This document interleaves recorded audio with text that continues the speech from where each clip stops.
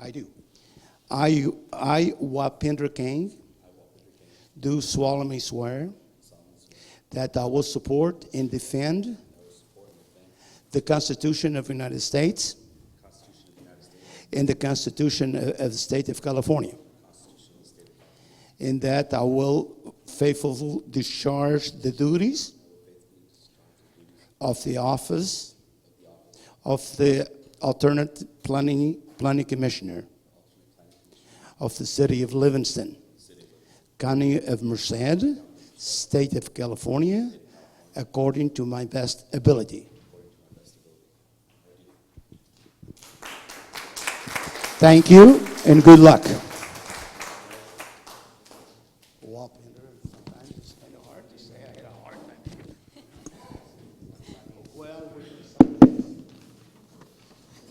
Okay, while they're getting the papers signed, we'll move on to, this is a presentation by Matt Fell from Merced County Office of Government's Measure V presentation. Mr. Fell? Thank you. Thank you for having me and this opportunity to speak to the community about Measure V. My name is Matt Fell. I'm a Transportation Planning Manager with Merced County Association of Governments. And Merced County Association of Governments is the agency responsible for administering Measure V. Measure V was passed by Merced County voters in 2016 by a 70% margin.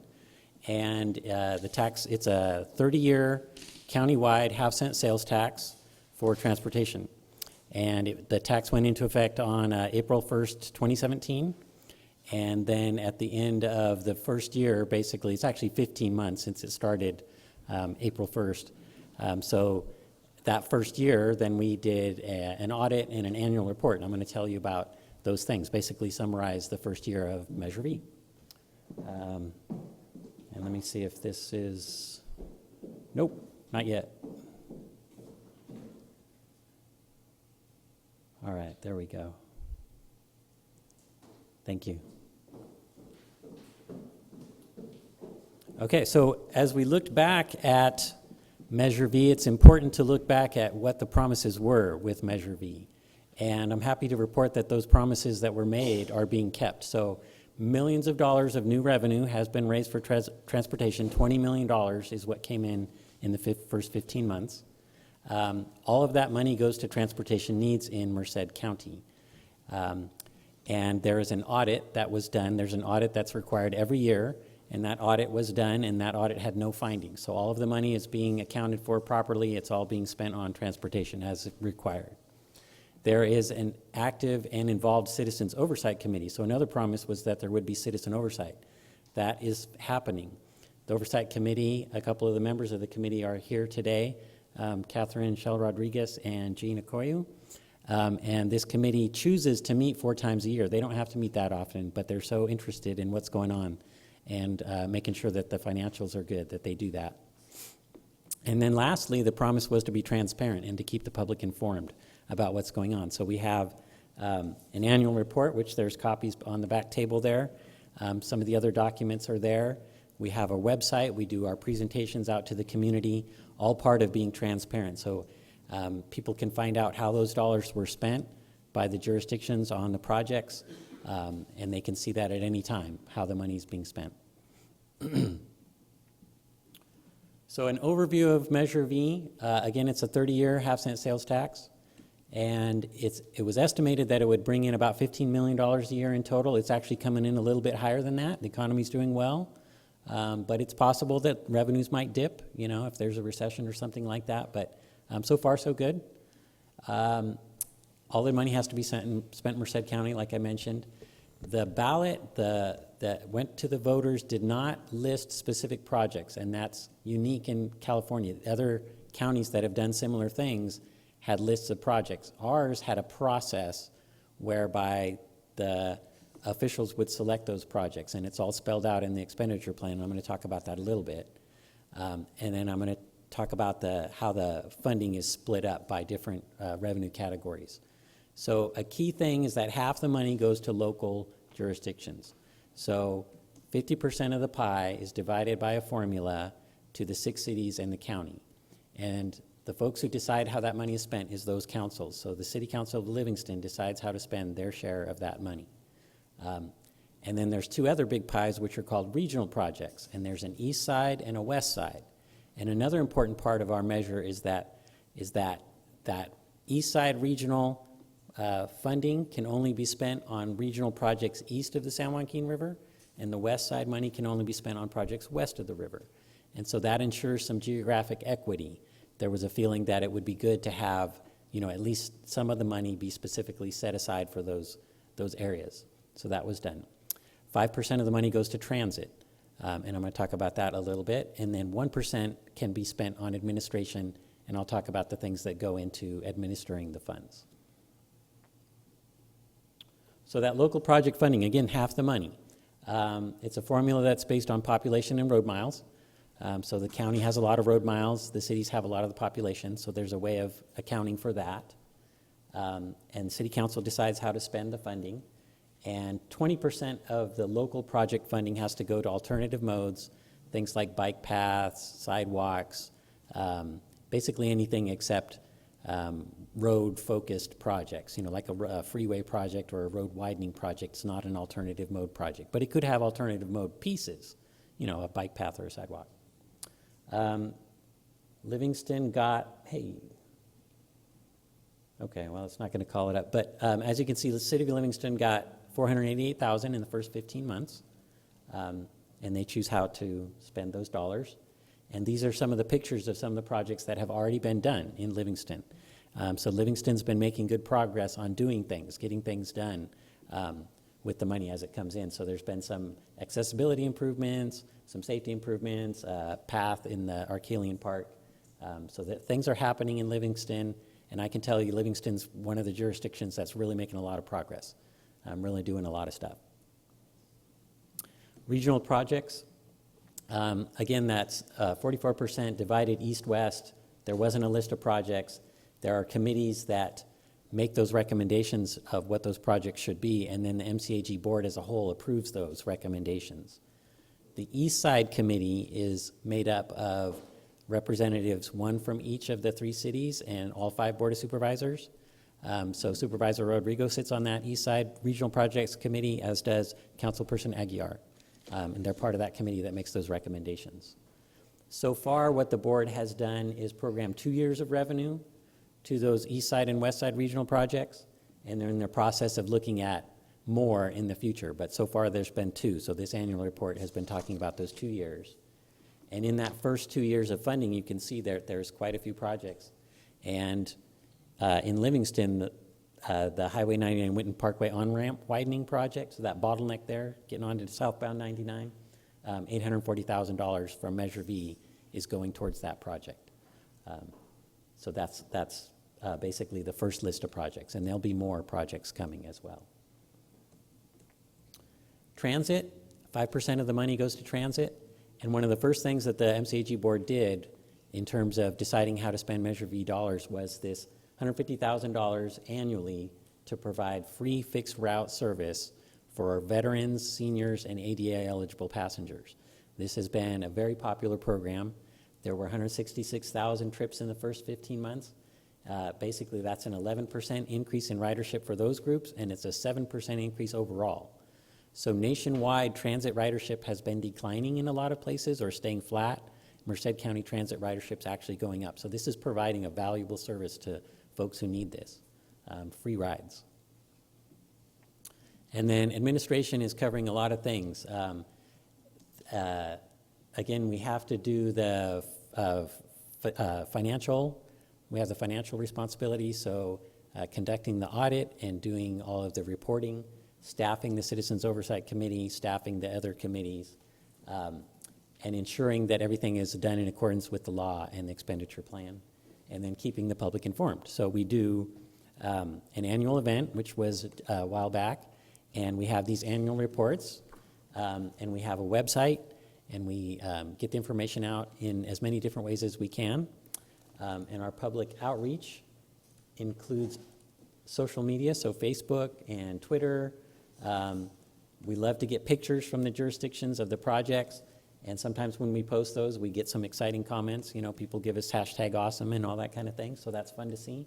And again, you know, this is all just part of the commitment to transparency, getting the word out, reporting back to the community on what's being done with Measure V. And we'll be doing this sort of thing every year. There'll be annual reports every year. You can always see what's going on. And with that, that concludes my presentation. And if you have any questions, I'd be happy to answer those. Thank you, Mr. Fell. Public, any questions for Mr. Fell from MCAG? Go ahead, please come up and. When are you going to start the project on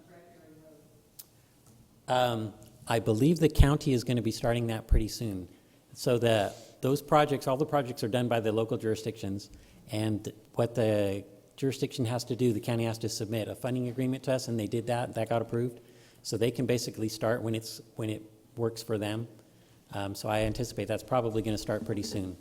The county is another jurisdiction that's been making really good progress on getting projects going. Okay, anybody else? Looks like our supervisor is walking up. Just go ahead and line up, everybody, if you have questions, so. Good evening, Mayor, Council.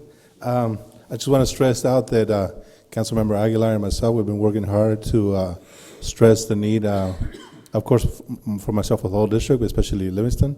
And, you know, we've pushed projects, especially the bottleneck there on Winter, entrance to the freeway on southbound on Winter Parkway, which is, you know, in much needed. We've been fighting along with the mayor for the last 10 years to get that fixed. And finally, hopefully, as soon as it's possible, we'll be able to get rid of that little bottleneck there.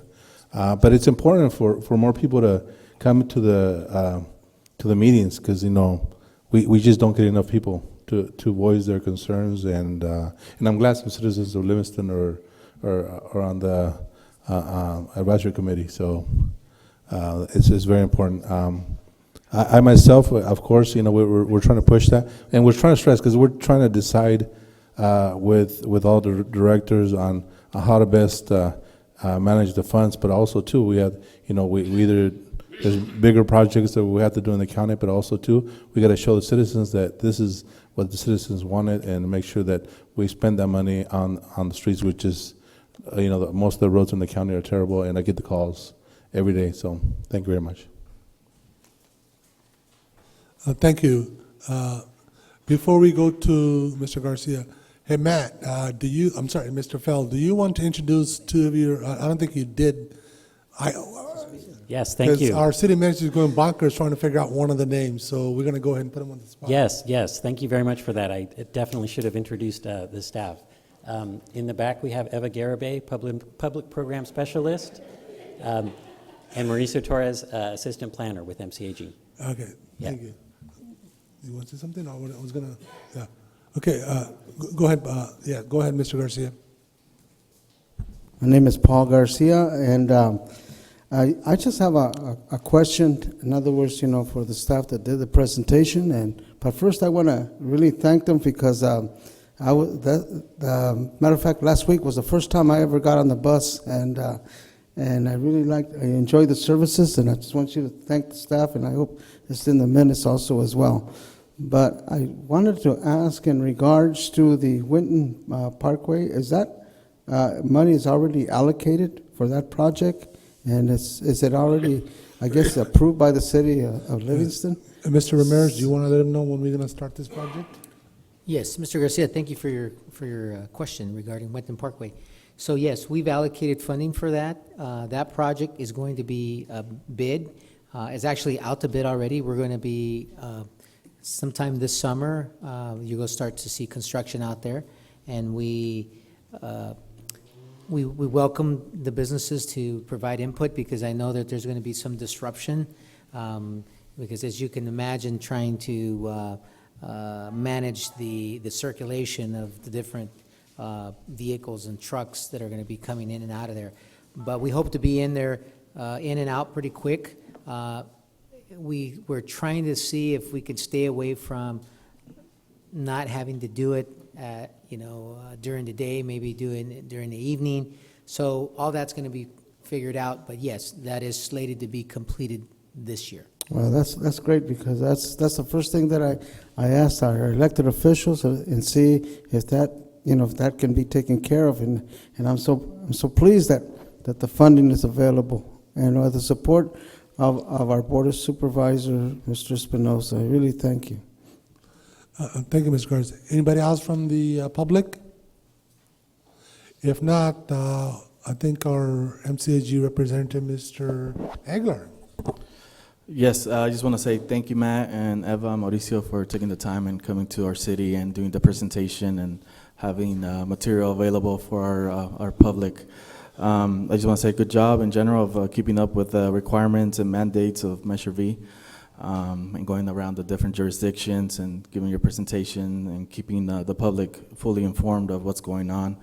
I just want to echo what Supervisor Rodrigo was talking about regarding always advocating for the city of Livingston in regards to the different projects, and one which is very important, the Winton Parkway. Another potential projects we are advocating for is renovating or fixing the Main Street corridor down to 140. Also, the transit center, hopefully, so we could land that Eggs train. So we continue advocating along with the rest of the supervisors and Mr. Espinosa here. But welcome to the city of Livingston, Matt. Thank you, Mr. Aguilar. Mr. Ramirez, you have something to say? Yes, since Matt is here, there's a couple of things. One, Matt, I know that there's probably some residents out there that would like to kind of get a little update with regards to, the 6-lane expansion, beyond Livingston going north, and then number two, I also want to thank MCAG for your willingness to help us with our bicycle master plan at no cost, and and we're the first ones. Okay, great. So with regard to that, and then lastly, I also want to thank staff overall, because our relationship with MCAG in terms of getting the information from you and to you has always been very rewarding. So thank you for all your hard work. Yeah, for the Livingston widening of the freeway to 6 lanes, the latest from Caltrans is that should start construction by this fall. So they're going to be going out to bid this summer, very soon, and then starting construction. And again, that's widening the northbound, so it'll be widening inside the median, basically from 2 to 3 lanes. And then the southbound part is going to come a couple of years later. So the way that the funding came down was that they got the funding for half of it, now, and then the other half is going to be another couple of years. But we always work with Caltrans to try and accelerate those projects when we can. But that's the schedule right now. Thank you. Any further questions for MCAG, folks? If not, thank you. And we'll move on to item number 3. Mr. Baines, our senior accountant, wants to present a budget. So go ahead, Mr. Baines. You need to switch to PowerPoint?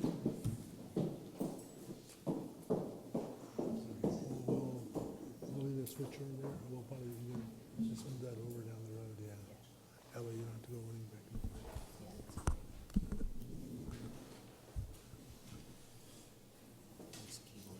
Yeah.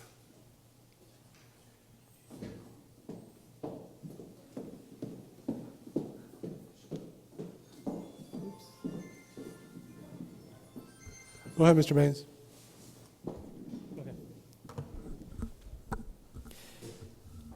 Good evening, Mayor. Mayor Pro Temp is absent. City Council members, City Manager, members of the audience. I am pleased to introduce to you to the 2019-2020 City Manager's proposed budget.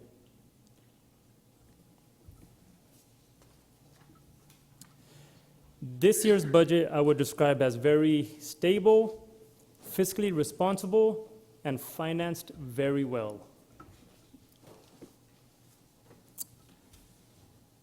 Since we have new council members and a new audience, I'd like to go over how the budget book is broken down. The book is broken down into 6 different sections. Section 1 looks into the organization of the city, then descriptions of each of the funds that we track the revenues and expenses from. Then we have Section 3, which is the budget summaries for all the funds. This shows the starting balances for each fund, the expected estimated revenue and expenses, and also the expected 6/30/2020 balances. There are numbers for the operations. Then we have the detail of the projects at the end for the vehicles, equipment, improvements, and then miscellaneous information about the city at Section 6. Let's remind ourselves that we are a full-service city. On top, we have our elected officials, followed by our administration, city manager, human resources, risk management, finance, and our contract city attorney. Followed by public safety, our police, fire, CAL FIRE, and also our volunteers. Followed by our community development department, which includes planning, building, and engineering. And recreation, which is followed by our public works department, which makes up the city's largest budget. People may assume that police, fire is our biggest budget, but actually it's not. Public works department, which consists of our water, wastewater, refuse, streets, sweeping, assessment, and community city districts, facilities maintenance, and vehicle maintenance make up the biggest budget. So when we look at the city budget, I think it's important to realize that the city isn't just where all the money comes into one bucket and then goes out into another bucket. The city is funded by 2 types of revenues. One, which we call discretionary, which are available to use at the discretion of the city council. Sales tax, except for Measure V. Property tax, transient occupancy tax, franchise fees, and business license fees. And the second one is non-discretionary funds, which embark for specific purposes, and these funds are not discretion to the city council. Grant funds, gas tax funds, assessments for LMDs and BADs, and our utility revenue, which is the enterprise funds. So next, we will look into, I guess, the budget highlights of the 1920 budget. So source of funds.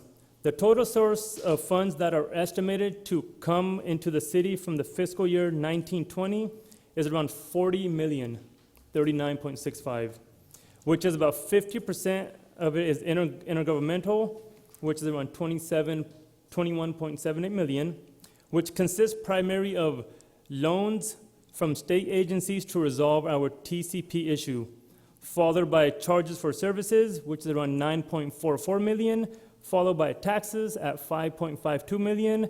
Then it goes into a whole variety of the small fines and forfeitures, transfers in, and properties and license permits. Use of funds. So now if we look at the other side for the expense to see where does all the money go. Projects make up around 62%, which is 30.79 million, which consists of water, wastewater, transportation, followed by maintenance and operations, which is at 17%, around 8.26 million, and then personal services at around 15 million or 7.29, 15%.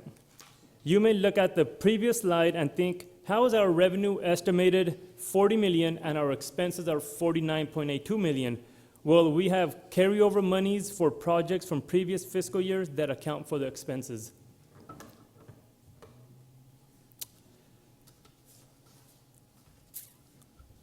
So now I want to briefly go over the new funds that we have created this fiscal year.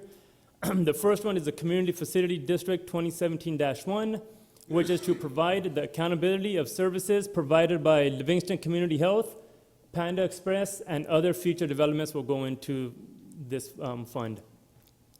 The new fire station, which is Fund 1310, that's to provide accountability for funds being accumulated for the new fire station. Currently looking into the budget, we have around 270, 280 in it. That's for the new fire station.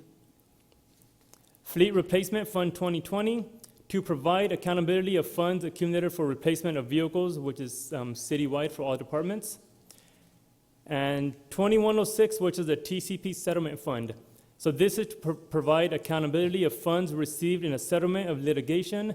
Funds were combined in the Water Capital Fund in the past, so we have split that money into separate funds, so we can see 2106 as this total separate fund. Major projects that are currently in progress and some new projects that are coming that are in the proposed budget are Well 14 and Well 16, which is the TCP arsenic remediation. Total amount is around $4 million to fix our TCP problem, which is a loan from the state. Waterline project is ongoing, which is funded by a CDBG grant. We have the Winton Parkway widening, which is funded by Measure V Transportation Development Act, and the Regional Service Transportation. Then we have the continuing project for the roundabout at Main and B Street. And the last one, which is the CDBG sewer line replacement project, was a grant that we applied for, and currently we did not score high enough to get the approval, but we are looking for other sources of funding to get this project completed. Okay. So this slide shows the different buckets that we use to account for each fund. As we discussed earlier, the discretionary and non-discretionary funds, all are buckets in blue. So all the discretionary, all buckets are in blue, and non-discretionary, meaning they have to be used what is there. The only one you see in green is the discretionary, which is the general fund, which council can say, let's move the money around and use it for this and that. As you can see, the new funds have been marked in new in red for the upcoming fiscal year. And if any of you have any questions on any of these individual buckets, I'd be happy to sit down and go over it in detail, one-on-one. But for today's presentation, I will be covering the general fund and those buckets/departments that get supported by the general fund. Recreation, community development, and gas tax are the funds that get supported by the general fund. So general fund, what I would like to do is to focus on the general fund. This is where the money is and where the discretionary stuff is. This is what we will be looking at in detail.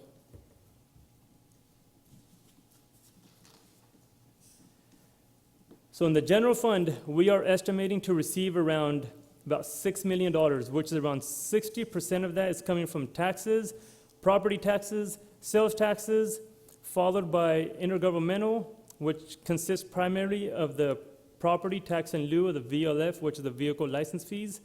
And primarily, the general fund money is basically, a lot of it comes from taxes, and most of it is from taxes. So on the general use of the monies, total use of the monies is $5.49 million. As you can see from the graph, police and public safety consume about 60% of the general fund expenses, with an estimate of around $3.2 million, followed by administrative services, and then transfer out from the general fund to support the three funds: recreation, community development, and gas tax. Mr. Baines, Jose, we do need to add what the city sends to the county as far as because that doesn't really reflect our true fire cost, so we need to add that in there, so otherwise people think, hey, we're getting a hell of a good deal for $137,000, and it's not true. So we need to add about $620,000 to that. Yes. So as you know, right now, our current agreement with the county as it relates to CAL FIRE services. Mm-hmm. So we have all those numbers. So we'll incorporate those in this graph so that the number is reflected. So right now, it's close to about $650,000, but I have that breakdown that I'll share with you. Got it. Like an asterisk or something like that.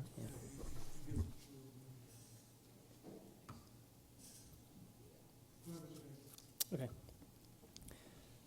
So looking at the general fund revenue versus expense of the and the fund balances, as you can see from previous fiscal years, the red bar on the left is the revenue, and the yellow bar or gold bar on the right is the expense, and the line, the brown line in between, shows you where the fund balance is. As you can see from previous years and this year's proposed budget, our revenue exceeds our expenses. The proposed 1920 budget has a real good cushion. This mainly has to do with departments being fiscally responsible and that we have managed our finances very well. We do also hear that from the experts that an economic downturn might be coming soon. We are also currently in negotiations with various bargaining groups, and also we are seeing an increase in our CalPERS unfunded liability, and also the increase of about 8 to 12% per year in our insurance.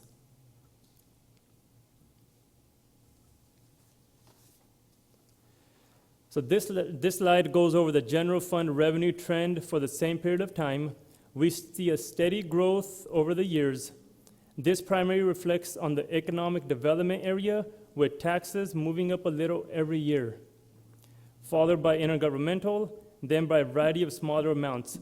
Again, the taxes being the core of the revenue, which includes property taxes, sales tax, transient occupancy tax, franchise, to name some of them.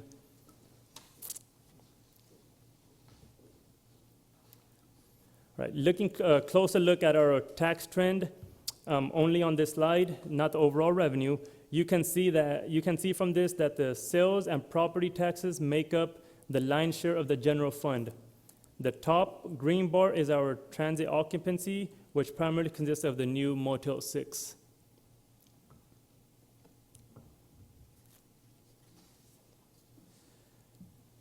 The general fund expense trends.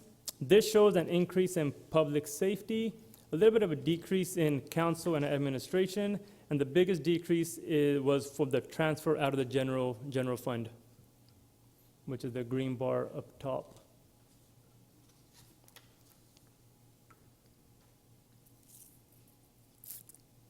Looking at the breakdown, we see that personnel cost runs between 65 to 70%. This is due to the increase in CalPERS unfunded liability and the increase in our insurance costs. Maintenance and operations is pretty consistent, and up top we have much less expenditures for the vehicles and equipment and a little bit of the projects.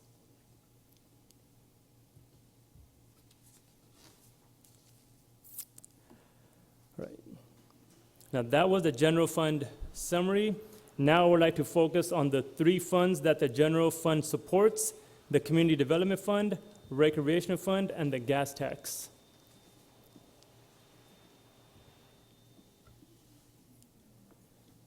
So the brown bar here on the right is the expense, the red bar is the revenue, and the orange bar on the top is the contribution made by the general fund to make up the gap between the expenses and the revenue.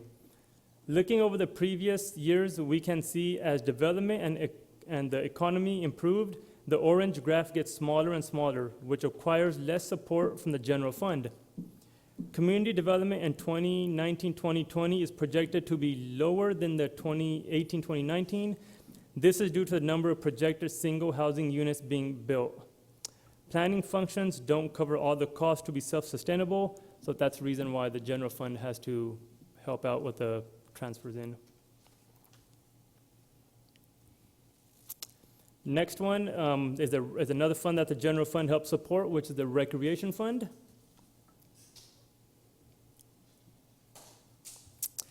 This slide shows the Recreation Fund fees/revenues cover around 40 to 50% of the expenses, while the general fund continues to support the remaining cost of around 50 to 60%.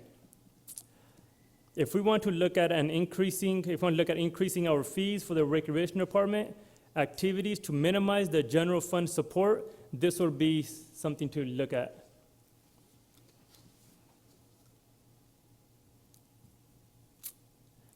And the last one we want to look at is into the gas tax. So So looking at this graph, the green bar is the expense line, the bar on the left is the monies that make up to cover the expenses. Some of the support comes from transfers in from other funds and the general fund. Gas tax is addition to Measure V, may be used for street repair and maintenance, but Measure V is mainly project-based, while gas tax is used for the normal routine maintenance of the streets. As history shows from previous years, gas tax revenue hasn't kept up with expenses, which is why the general fund helps support it.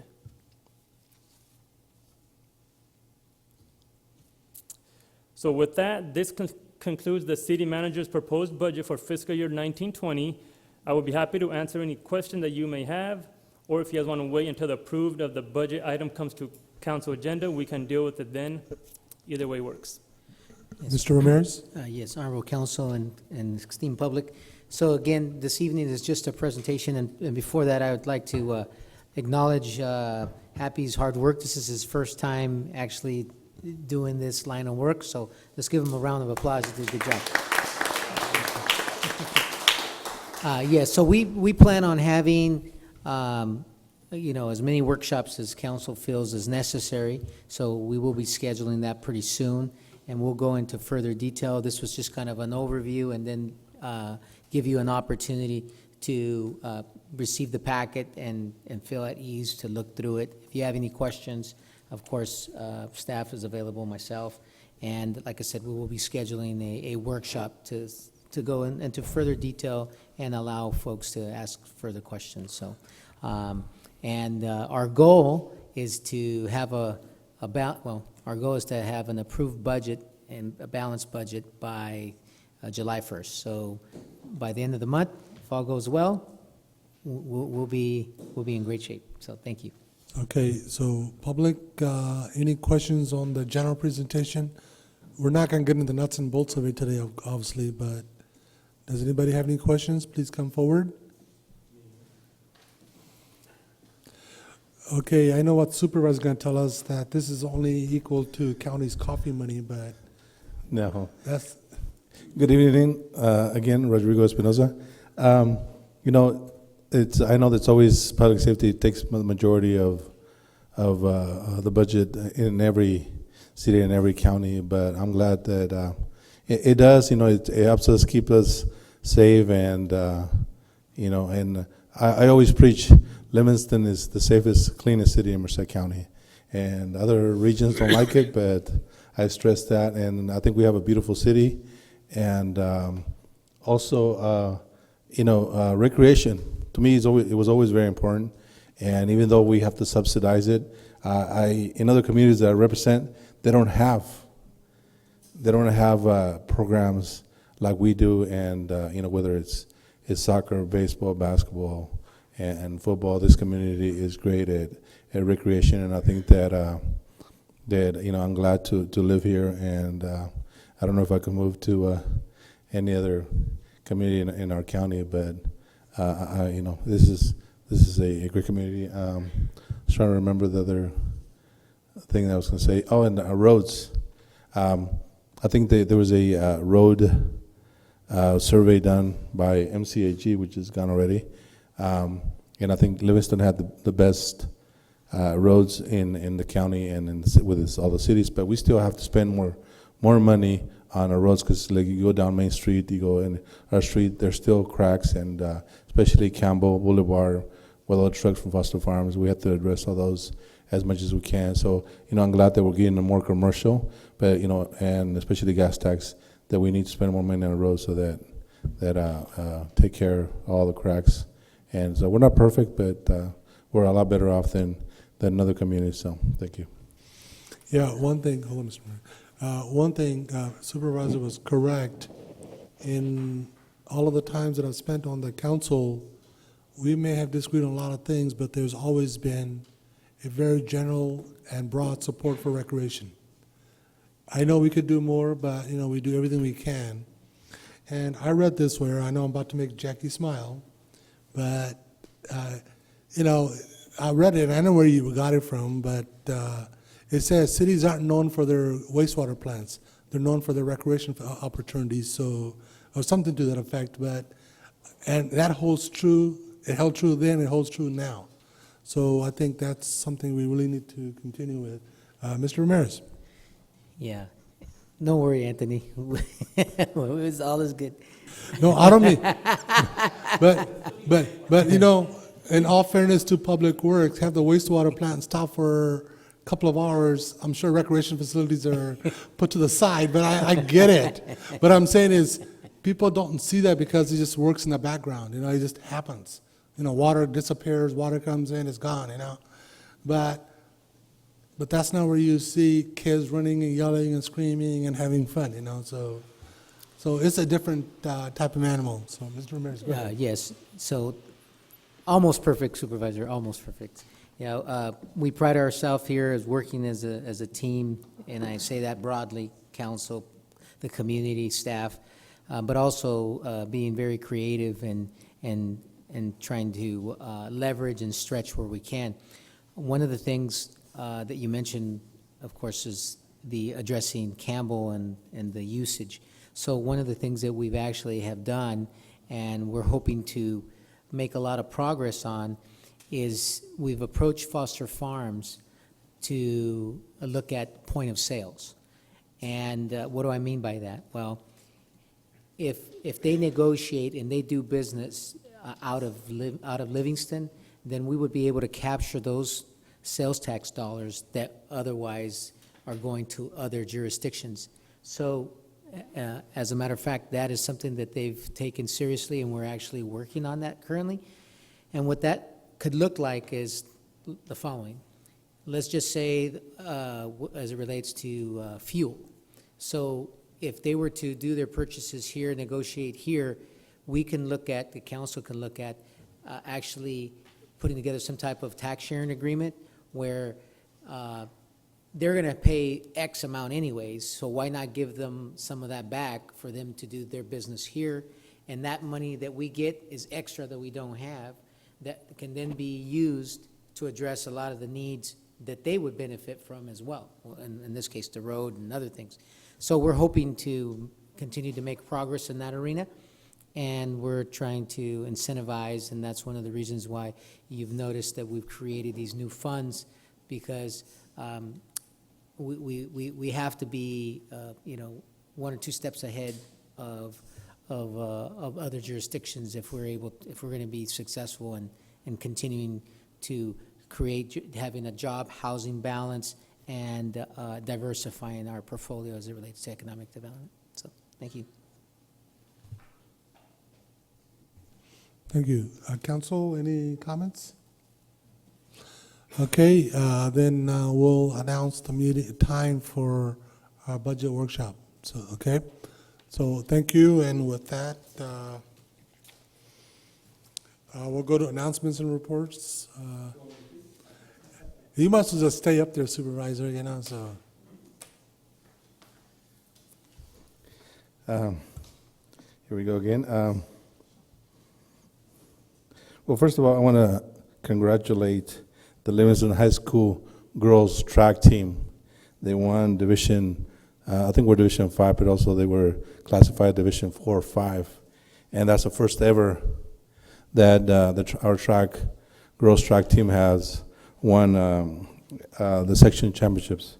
And so I want to, you know, especially because my daughter was part of the team, so that's why I'm happy. And so hopefully, you know, last night I attended the Merced City Council meeting, and they had they invited the El Capitan High School, which won the track team, and so hopefully we can have that here, and I would like to invite them. It's can't remember if it's about 5 or 7 girls, so it'd be nice to have them here and present themselves in front of the community. So this tomorrow, the Merced County Fair starts in the city of Merced, so the Merced County Fairgrounds. So I encourage everyone to attend from I think it goes all the way to Sunday. And next, you know, I think the community already knows the keynotes will be here in the park next Monday, and I'm always for the keynotes. It's our our I guess our group of Livingston, and also too, I think we've been setting up a recognition. So I'm addressing that for years. I've tried to recognize them. So hopefully we'll get that done, Jose, as well, and Mayor. So because we've been promising them something, but it goes back and forth and it dies. So I need to push that through ever since I left as well. So, but I don't have much other than that right now. So, because there's any questions or comments from council or the public? Does the public have any questions for Supervisor? Not council? Thank you, Supervisor. Thank you. Okay, staff announcements and reports. We'll start out with Public Works. Engineering? No. Police Department? Are you guys gonna tag team this? Fire Department's stepping up too? After the fire. Well, thanks. Now you got me started on guns and hoses thing now. Here we go. That's going to be coming up. I never knew they were so weak that they can't stand a temperature of 85 degrees. That'll come. How does the fire department go into a burning building with? was- Oh, I get it. It was rain. So you guys don't chase No. criminals on rainy days? No, You don't? Thanks for putting that out there. well, we're in like the public. fire. We're like the fire department. We're sleeping in our beds Now, at night. crime's gonna spike on rainy days. So I have no formal report. Next time I'll have a report. But just real quickly, we're scheduling a public safety, basically a public safety workshop forum on Wednesday, June 26th at 5:30 in this room here. Basically, it's an opportunity for Chief Baraka, Carter, and myself to kind of talk about things going on in public safety realm and answer any questions the public might have. But it's a good opportunity to come and chat with us. So that's it. And we do like the rain, but it's sometimes, Okay. All right, Chief. All right. Thank you. Thank you. Come on, fire department, show them how you can stand the heat and stay in the kitchen.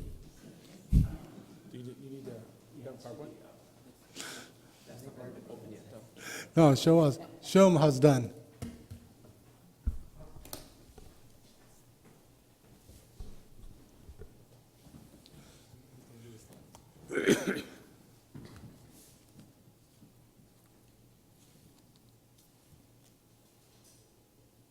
Should be the bottom right. Oh.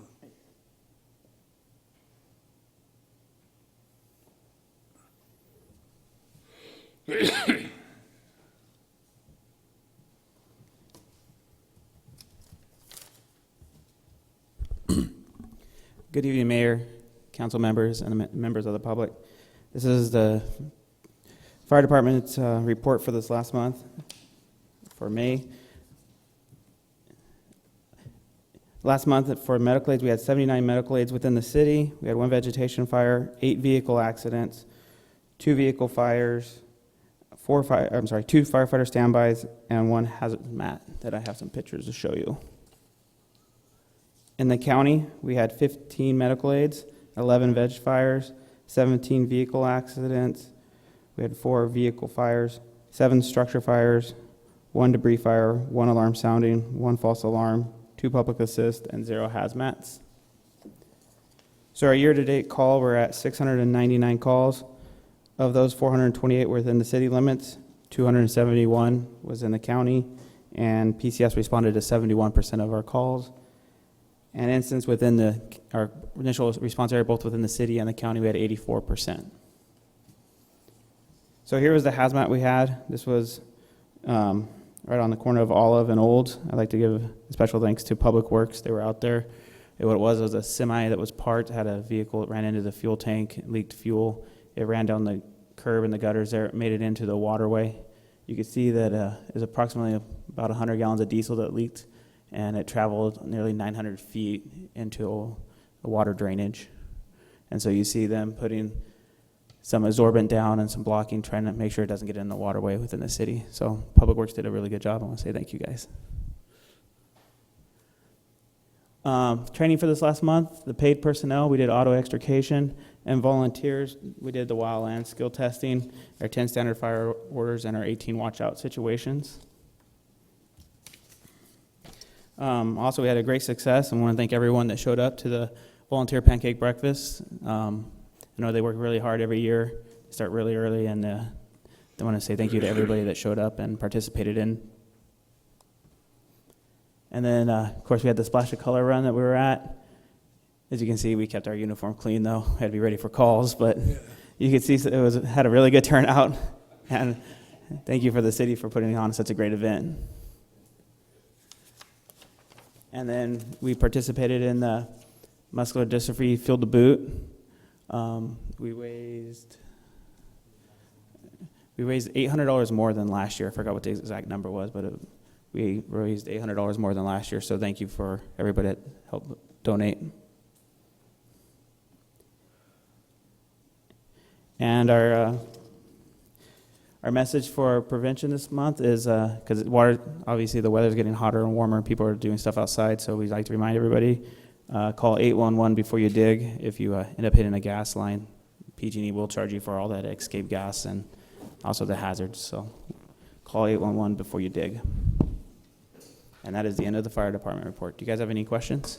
We raised $4,423, so it was $870 more than last year.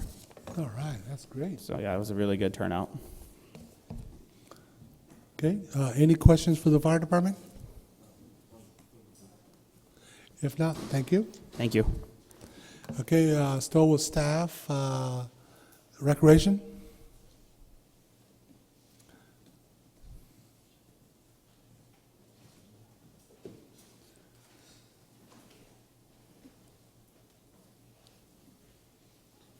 Good evening, everyone.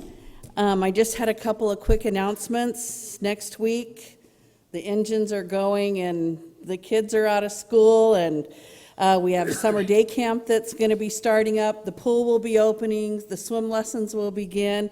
Our adult co-ed softball starts next week, so we've got a lot of activity going on this summer. I just wanted to reiterate what Rod said about our Mondays in Memorial Park. The music in Memorial has been fabulous. If you haven't had a chance to get down there, we have just amazing talent here in Livingston. Cynthia Huddleston, her family, she went to school here. She sang last night, and I was just amazed at the jazz. It was really neat. So I'm hoping that we can get her for something else, because it was just really great. So next week, Los Quinos will be there. The Del Toro family, you guys got to come and see them. They're pretty amazing. We have a ton of stuff going on. If you haven't befriended us on Twitter or on Facebook, be sure to do so, because you'll get up-to-date announcements as to when registrations are open and how you can get involved with things. So next Thursday, out at the Farmers Market, we will be presenting our Prop 68 drawings. The groups that have been working on putting together what this facility would look like, they've come up with 3 different ideas. There's a lot of people in this room that have been also a part of that committee. And so we'll be able to let the public give their input on those 3 drawings. So it'll be from 7 to 9 next Thursday. And then we had our first soccer registration. Now, normally we have, 20 to 25 kids maybe that show up in the very first one. We had just under 100 kids show up for the first one, so we're anticipating an amazing soccer season also. The school will be providing the free breakfast and lunch program. Please watch our Facebook page, and as soon as I get it, I'll be posting it as to the locations of the breakfasts and lunch and where they're being served, and times. All right. June 21st is our first movie in the park, Ralph Wrecks the Internet. So over at the sports complex, you don't want to miss it. Any questions? Public, any questions for your recreation? Council? Mr. Ramirez? Yeah, Jackie, you might want to mention a little bit about the next steps for the Prop 68, and, you know, we're going to have something before council because the application is due in August and so forth and so on. Sure. So as part of the process, as I stated at the last meeting, is the community, we had to have community involvement, wanted community involvement as a part of this process for the new rec center. What we plan on doing is whatever the community votes on at next Thursday's farmers market, we'll be bringing a presentation to you guys the following Tuesday. Just an update on where we've come from, what they've decided, how the community was involved. And then the 1st of July, we'll be bringing a resolution for you guys to pass as part of the grant package.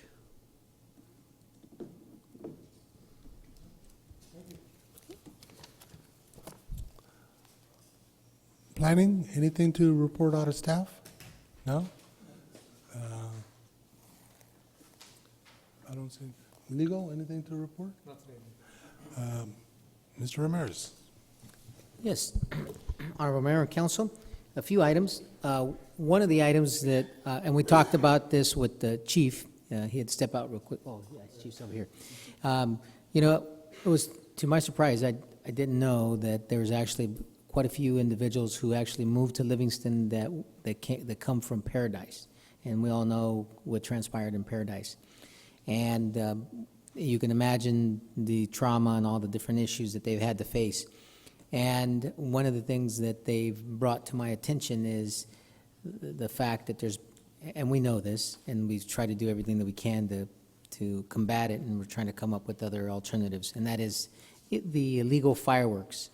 You know, you can just imagine how these people feel when folks are, you know, burning illegal fireworks in their back in the alley or in the front yard and so forth and so on. So that's something that we're looking at, the department, police department is looking at, and so, but this requires a community effort because if you know of somebody, you can call anonymously or whatever, but we can't have illegal fireworks going on. Because it's really causing other really detrimental issues for other people, especially folks who just moved here from Paradise. So I wanted to mention that. Number two, we are, I mentioned to you a little while ago, and we actually included in as part of our Economic Development Action Plan about the electric aviation and trying to make headway in that arena. So I've actually talked to and sent an email to Martha Aceves, who's a California Public Utilities Commission commissioner, to see how we can move the needle on trying to get the governor to put together a working group specifically around electric aviation. In addition to that, I've been in contact with the governor's office for that purpose, and we've involved a lot of the COGs and some other elected officials in the area to try to move this along, because this is really the future. This is really something that is going to benefit everybody, because just think about it. All these small little airports, unfortunately Livingston doesn't have one, but we will also benefit. But if you can imagine Gustine that has a small little regional airport, right now it's primarily private and they use for crop dusting. Well, can you imagine jumping on a little air taxi over there that will bring you to a regional airport, then pick up folks, and then go to a international airport? And the cost is going to be very minimal, because avgas costs so much, and it's some of the dirtiest out there in terms of fuel being burnt. And the cost associated with getting from point A to point B is very, very competitive. And there's you know, right now there are just pilots in general. I'm not even talking about you know, pilots that will fly electric planes. There's not enough to go around, so you can imagine. So there's a big need. So there's going to have to be trainings, and then there's going to need mechanics and so forth and so on. So that's something that you guys should pay attention because it's going to be something really, really important. Then I also, we went, myself and some of our council members, we had the opportunity of going to the Economic Development Conference, per se. It's called the ICSC Conference in Vegas. And we had a great opportunity to meet up with a lot of different potential vendors that can come out here. So we talked to the 7-Eleven folks. I'll let the mayor kind of chime in on some specifics, but just in general, we met with 7-Eleven, Wendy's, Denny's, Chipotle, you know, the list goes on. And the whole idea is to plant seeds, and we're working very closely with our property owners and real estate agents so that we can have, you know, concise information, ready to go, on the spot. I mean, we made calls right then and there that they can speak to, you know, representatives so that we can get things going. The whole idea here is that we want to continue to diversify our local economy and create, you know, jobs and help. There's three categories, you know, expansion, retention, and recruitment. We want to help our existing businesses like we have here in the Bassies, and we also would like to bring others that we don't have from the outside to come here. And then we also have Mr. Castillo, who's here. So the whole idea is if we do that, we're going to continue to have a very prosperous community. And so that's all I have for this evening, unless you have any questions for me. Thank you. Any questions for Mr. Ramirez? If not, I'll go to the City Council. Mr. Aguilar? Just to follow up what Supervisor Rodrigo was talking about, recognizing the track team. It'll be nice to for staff to do that possibly the next council meeting. You know, contact the high school team, but also in addition to the track team, the baseball team. The baseball team was able to make it to playoffs, and they had a good run. So if you could reach out to Coach Winton and coordinate that to recognize both teams, that'd be awesome. And that's it for me. Mr. King? Yeah, I would just like to share Merced mosquito abatement phone number, just because mosquitoes are around here. That's 209-722-1527. I said thank you. I'm sorry, repeat that again? For the mosquito abatement, the phone number? Oh, mosquito, oh, gotcha, okay. Well, yeah, the phone number was 209-722-1527. Yeah. Can we put that on the, if it's on the city website? Yeah. If it's not there already? Okay, and for me, I just add to what our city manager said about the conference we went to in Vegas. There was about 35,000 people, and every business vendor you can think of was there, small and big. You know, national chains. I don't think I saw any mom and pop ones. I don't think they can really afford the cost to even be there. But you can't think of it. If you can think of the name, they were there. And some of them I was so excited about trying to bring out until I found out they only work on the East Coast or something. Some of them were only on the East Coast, but we got a lot of good leads. I know that some of them have already contacted us, and hope that something positive comes out of it. So that's what we have for now. And then with that, we'll move on to public hearing. First item is the public hearing. This is the first reading introduction of the ordinance approving the Fourth Amendment to the development agreement between City of Livingston and JEG Livingston Ranchers, LLC. Mr. Hatch?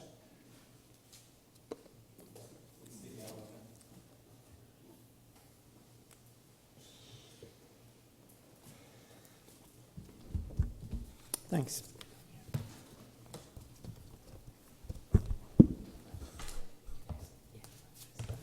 Hi. What we have before you today is the first reading introduction of an ordinance to approve the Fourth Amendment to the development agreement between the city and the Gallo interests. What are we talking about here? Well, let me move on here. this is the location of the Gallo project that we're talking about today. It is zoned a C3, Highway Services Commercial, and it represents a continuation of the business opportunities, employment opportunities, and services that are available in this Winton Parkway area. This piece of property is approximately 16 acres in size, and it received map approval from the Planning Commission. And I think I inserted a picture of this. There we go. It received approval to subdivide it into 9 lots. And 2 new streets were proposed that would connect with the Gallo would go straight across to, let me get my little pointer here, to intersect with Robin. And then there was a street going to the north and to the south. And that map is here. And I think I turned that off when this slipped. You only had one slide? It says end of slide, I think you only, There we are. okay. Operator error. Oh, you just pushed it out, okay. Yeah, okay. And so these are the areas that have, are the new lots. Okay. One of the conditions of the Planning Commission approval was that a block wall would be developed along the frontages of Robin and B Street. It's a code requirement, so that was included as a condition of approval. And then the third amendment to the development agreement that you considered at that time and approved incorporated that condition, along with many other conditions. The Gallo folks have found that there were some challenges with having that as a condition of approval. Because in order to final the map and have the lots available for sale and eventual development, is all of the conditions need to be provided or bonded for. And so the Gallo folks said, well, why are we building a wall along the road sides of this project on these lots when we don't know what the project is? And that wall may not be needed given the type of project that may, a business that may locate in there, or it may be in a wrong location or something. A thought may come to mind that a building might want to be located on the property line, which is permitted. And so why would a wall need to be built if that's going to be the wall of the building? Then it's kind of a double cost there. So Gallo folks had some discussions with staff, and so there was the request from them, let's modify that condition. And so it went first to the Planning Commission. They submitted an application. We considered it, held a public hearing, and the Planning Commission did in fact modify the condition such that when development occurs, that's when the requirement for a block wall will be imposed. And every single development that goes on in this area has to have a site plan and design review. It has to go first to the Planning Commission for review and recommendation, then to you for final approval. So we're going to know as a city what's happening out there, and we have ample time to find out if a block wall is appropriate and where it's appropriate. And so with that in mind, the Planning Commission did recommend and changed their conditions of approval. They modified that so that it's imposed at the time of site plan and development review. Now, the Planning Commission can do that because it's part of the subdivision approval, and that's under the final approval of the Planning Commission. But the development agreement is not. The development agreement is under your approval authority. And remember, the third amendment to the development agreement incorporated that condition. And so there was a recommendation, it has to go first to the Planning Commission, to modify that condition. And so that's what's coming before you tonight, is an ordinance, which is the fourth amendment to the development agreement. And what it primarily does is it allows for that change in that original condition so that prior to finalizing the lots, this condition will be imposed at the site plan and development review stage. So a lot of procedure for a relatively simple process, but what you have before you is an ordinance which does that fourth amendment. And as you know, the ordinance has to come before you twice. One for introduction and first reading, and if you find that acceptable and move forward on that, then it comes back a second time for final approval. Now, the city attorney's office was heavily involved in the specific language of the Fourth Amendment to the development agreement, as well as the ordinance adopting that. And so we think we're ready to go with this. And if you have any questions or need additional clarification, be happy to address that. Okay, thank you. This item is now open to the public. Does anybody wish to make a comment? If not, then I will close it to the public. Council comments. Anybody wish to make a comment on this item? To me, just a real quick one. How are we going to determine later if the wall is needed or not? I mean, it's going to be per project then at that point then? It's at the project-specific level, because each and every project in this area will come before both the Planning Commission and the City Council.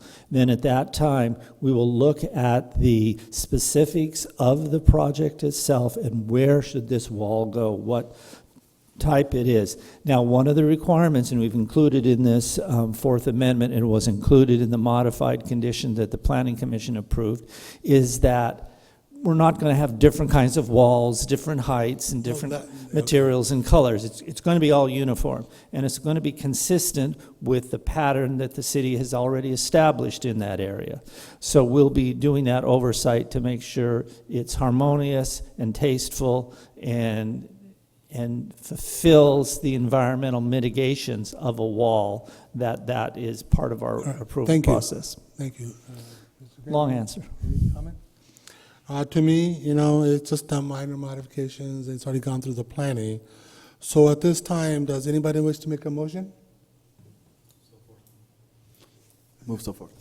Okay, I have a motion by Councilmember Aguilar. Do I have a second? Huh?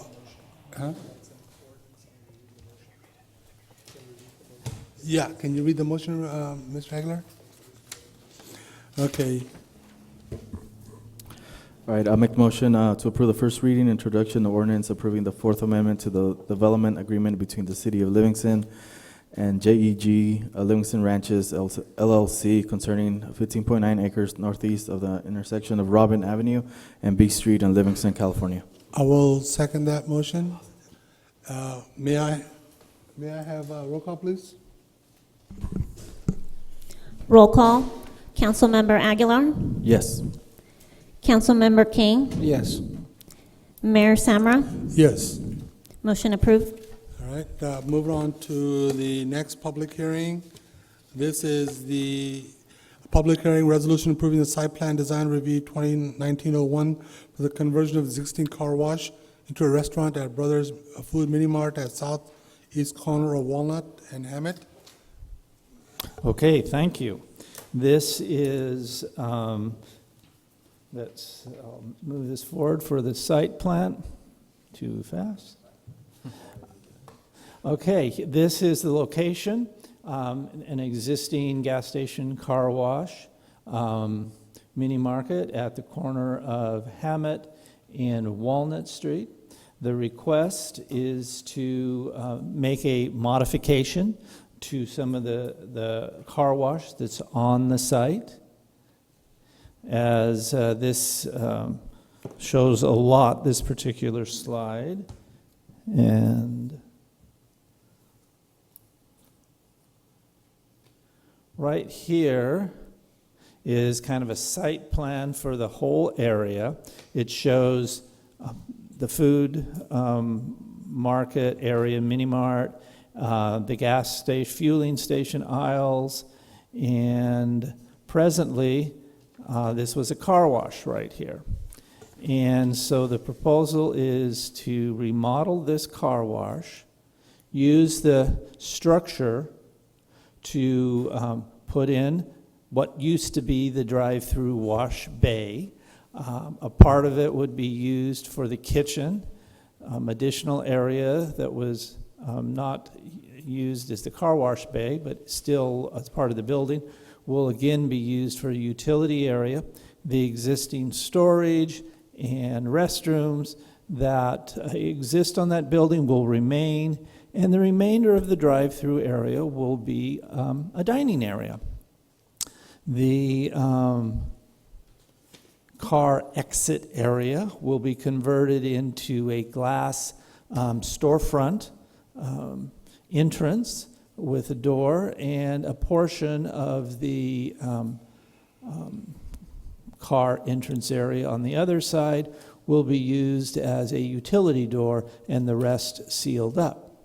And so the proposal is to develop this structure as a dining area, and takeout, take an ordering and takeout window will be located at this location. I guess it's to the, east side of the building. And further to the west, what was the exit driveway out of the car wash will be converted into a landscaped area. I've reviewed the proposed plantings, and all of the material is consistent with the city's water conserving landscape guidelines. The materials are right off of the list, and so that will be fine. The Planning Commission took a look at this, and they approved it with a couple of conditions. One of them, that this could be used as an outdoor storage area, and that can be administratively approved by staff according to the regulations that are in the city's code. And then the other was that parking, some additional parking is located on the site, and that since it's behind the food mart and place where you pay for your gas, that people may not know it's there, and so to provide some informational signage, additional parking to locate here, and then there would be some additional lights to aid in navigating the site at night.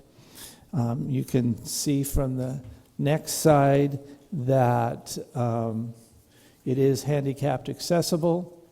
This is a rampway that comes up, goes around the building, leading to these entry doors, which I mentioned, indicating here is some signage that would be allowed, various signage, and the The materials consistent with the existing building, stucco with a parapet style band, and the colors would follow that is located on the existing building. So the Planning Commission added those conditions and then unanimously approved and recommended to the City Council the approval of this modification. Now, a representative from the Bassi family is here to make whatever presentation he wanted to make and to be available to answer questions. But before I turn it over to him, are there any questions that you might have? Not at this time. Thank you. I will open this up to the public at this time. I'll let the applicant make a comment if they wish. So, no? Okay, if applicant doesn't wish to make a comment, then does anybody from the public wish to comment on this item? If not, the public, go ahead.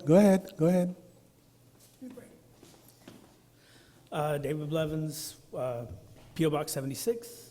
I like the project. My only concern is, he discussed briefly the parking. It doesn't look like there's enough parking there. Has that been taken into account? And my other question was, what type of restaurant is this? And are you guys going to, or will the Bassies be running it, or are they leasing it out, or how's that work?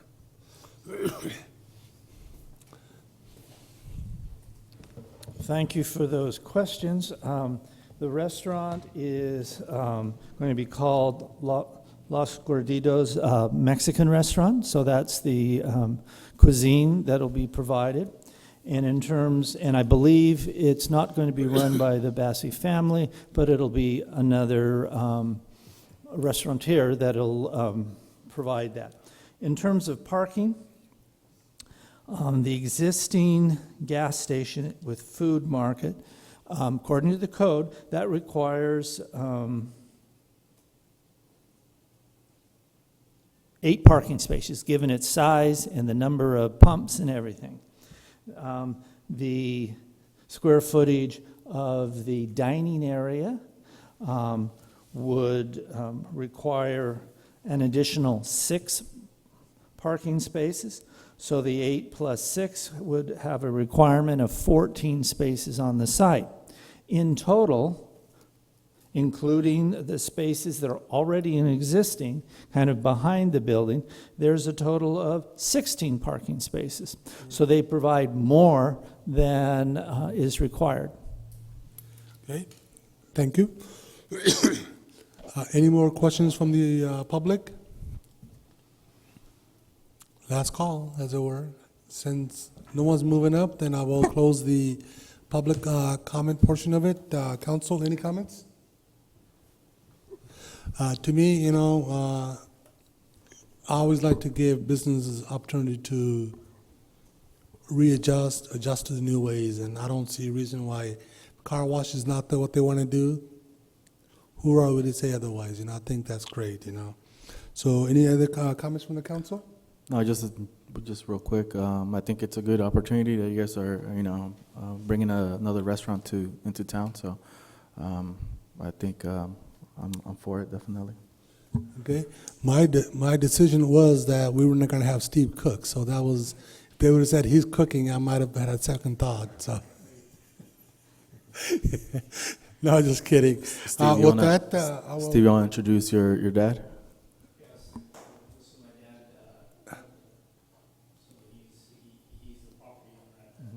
Yeah. Welcome, sir. All right, thanks.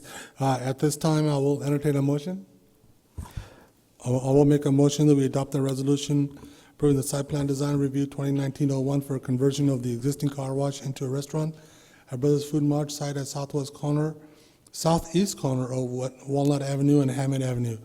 Does anybody wish to make a second? I second it. I have a second by Councilman Garrett. May I have roll call, please? I think somebody was going to beat that. Okay. You got me. Sorry, man. I didn't see. Next time, get the attention. Roll call. Councilmember Aguilar? Yes. Councilmember King? Yes. Mayor Samra? Yes. Motion approved. Congratulations, and look forward to continuing to work with you guys. I think that the higher purpose there is a great decision on your part, and I look forward to seeing that area continue to prosper. So, thank you. Thank you. Okay, moving on to citizens' comments. This section of the agenda allows a member of the public to address a city council items not otherwise on the agenda. Members of the public, when recognized, the mayor should come forward to the lectern and identify themselves. Comments are limited to 3 minutes in accordance with state open meeting laws. No action will be taken by the city council this evening.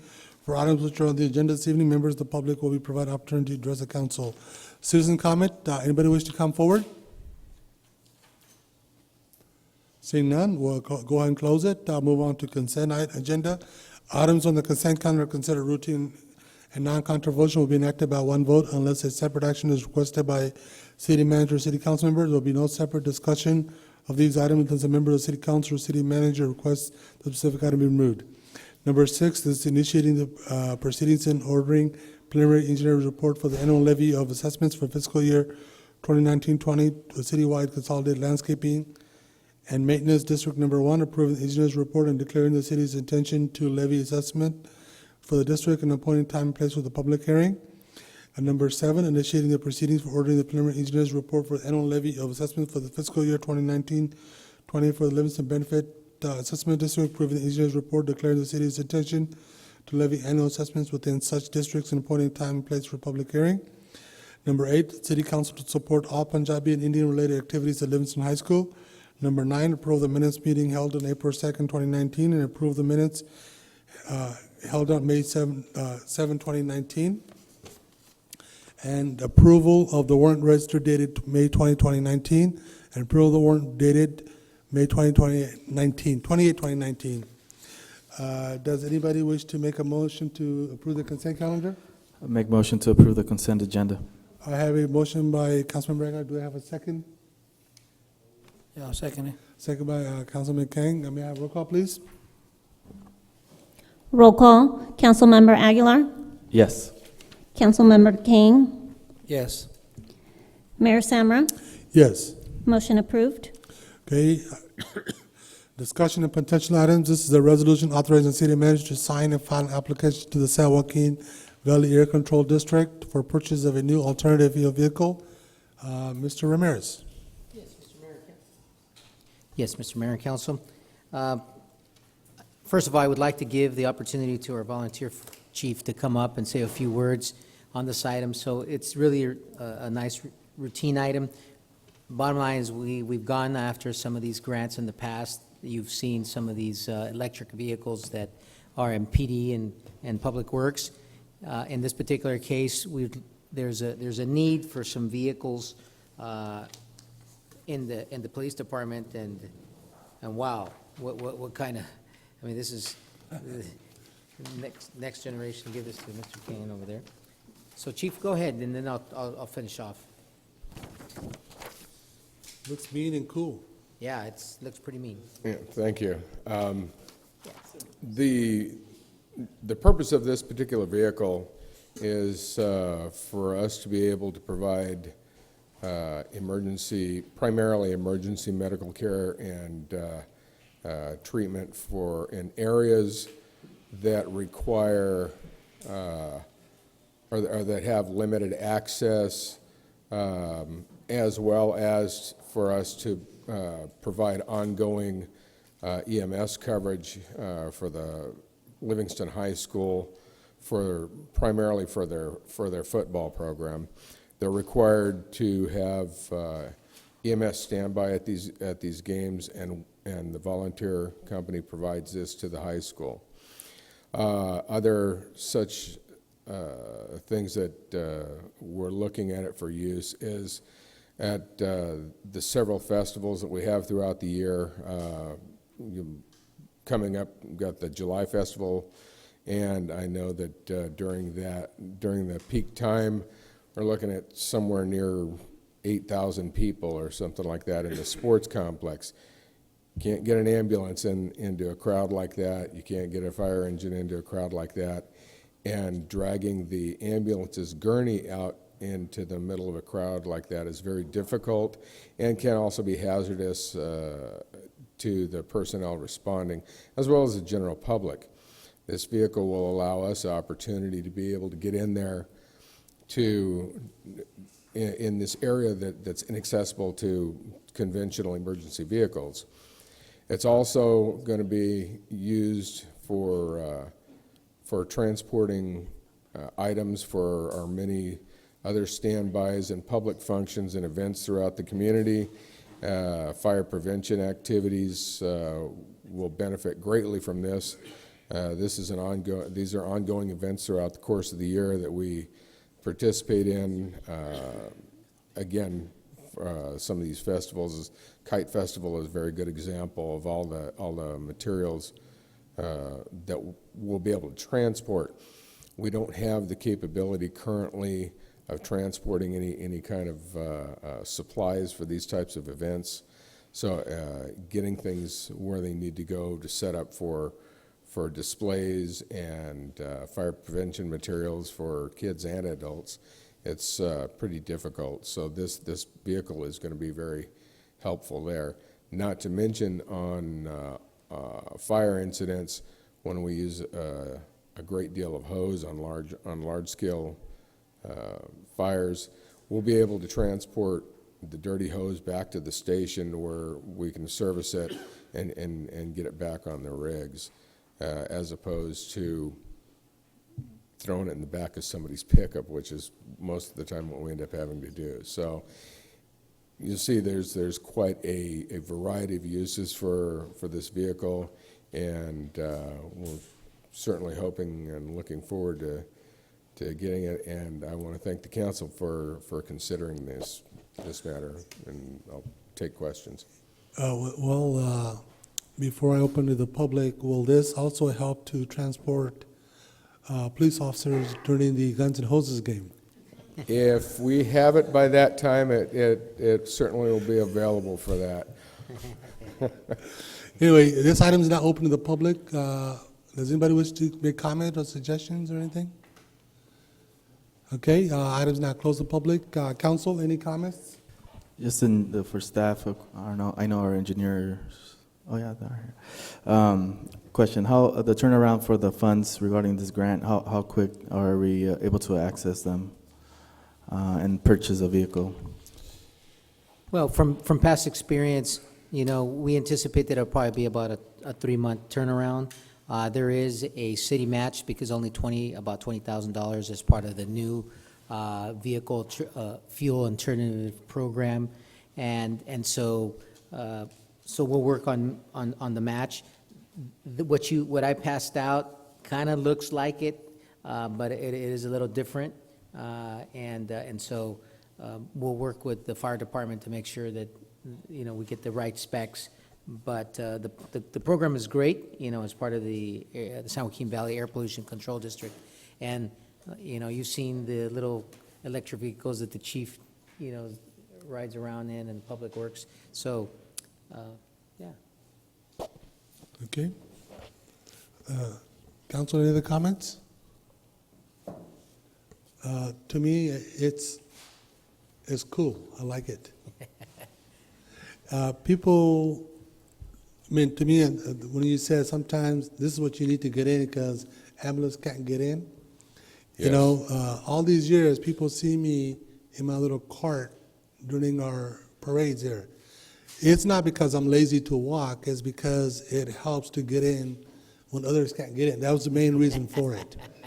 So, Yeah. hey, you got to take every opportunity you can, okay? But anyway, based on that comment, does anybody have further comment, or I will entertain a motion at this time? Yes, just like the chief said, I think it's being a volunteer firefighter. I think the need for it is very important and very needed at this time. Our previous cart was crushed, and then we currently have a temporary one that we're using, but we need this one. So with that, I'll make a motion authorizing the city manager to sign and file an application to the San Joaquin Valley Air Pollution Control District for the purchase of a new alternative fuel vehicle. I have a motion by Councilmember Gunn. Do I have a second? Yes, I'll second it. Second by Councilmember King. May I have roll call, please? Roll call. Councilmember Aguilar? Yes. Councilmember King? Yes. Mayor Samra? Yes. Motion approved. Was that 2 yeses on your part? Vote. Those Okay. two, yeah. You can't pop willies with those, okay? Thank you, council. Thank you.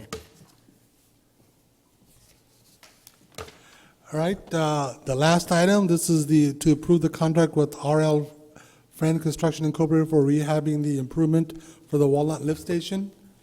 And I see Public Works. Good evening, Your Honorable Mayor, council members, members of the public. A little background on the staff report you have in front of you.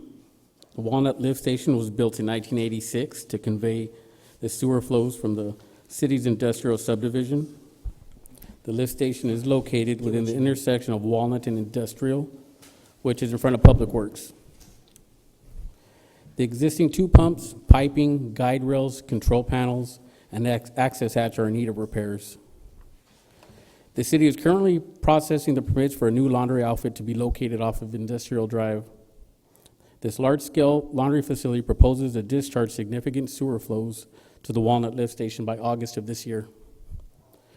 To restore the lift station capacity and improve reliability, city staff has identified the replacement of both pumps, piping, guide rails, control panels, and access hatch to be completed prior to the operation of the new laundry facility.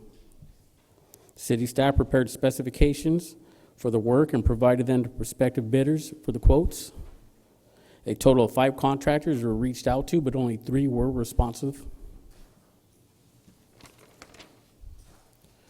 Fiscal impact.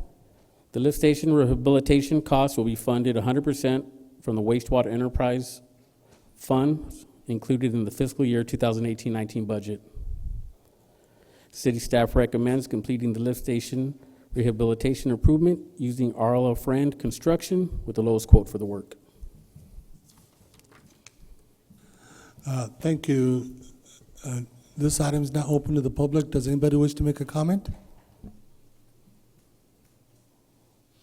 No? Okay, then it is now closed to the public. Council? No comments. I'm sorry? What did you say? Any comments? Oh, no. Okay, to me, this is needed. First of all, it needs to be rehabbed, and also because of Emerald Textile opening. Is that correct? That's correct. Yeah, just, okay, we gotta have it, otherwise it makes for some mess, so. So based on that, if there are no further comments, then I will entertain a motion at this time. I'll make a motion to approve a contract with RL Friend Construction, Inc. for rehabilitation improvements for the Walnut Lift Station. I have a motion by Councilmember Aguilar. Do I have a second? Yes, I'll second it. Second by Councilmember Kang. May I have roll call, please? Roll call, Councilmember Aguilar, Yes. Councilmember King, Yes. Mayor Samra. Yes. Motion approved. Thank you. Okay. All right, with that, as I had said earlier, that we may go into a closed session afterwards, because we weren't quite finished. So we will now adjourn to our closed session item, and you're free to stay here if you want to hear the action that might be reported. So we'll adjourn to closed session at this time.